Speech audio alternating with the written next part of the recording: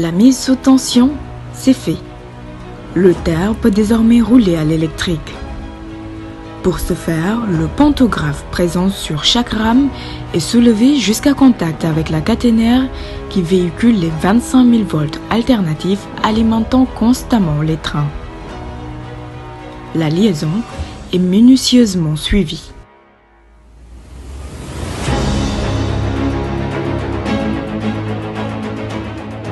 Vérifier le contact déjà entre le pantographe et la caténaire, s'il est bon.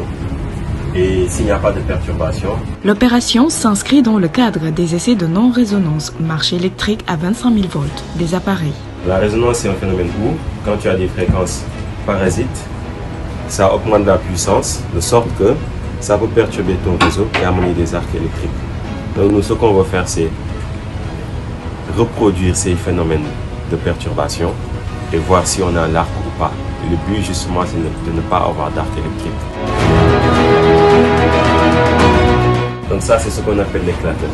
Au cas où on a un arc électrique, on va s'assurer qu'on ne va pas perdre cet équipement-là.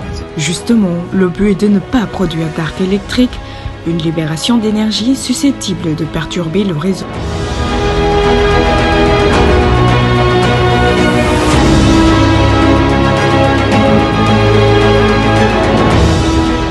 Entre Dakar et Diamniadio, la rame effectue ses voyages sous l'observation des ingénieurs, avec une diminution progressive des éléments de traction.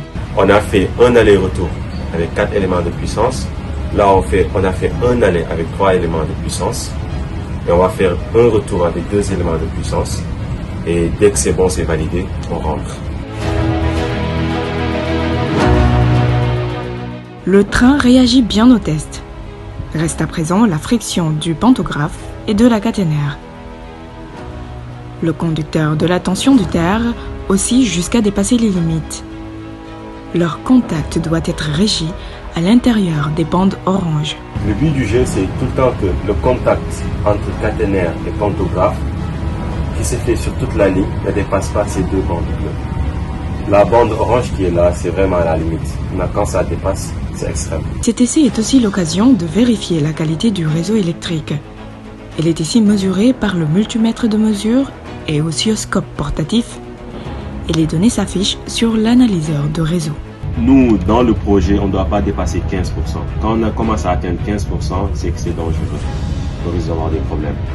Donc là, comme vous voyez, on est à 7%, donc c'est bon, quoi. On est dans la plage tolérée. On ne doit jamais dépasser les 15%.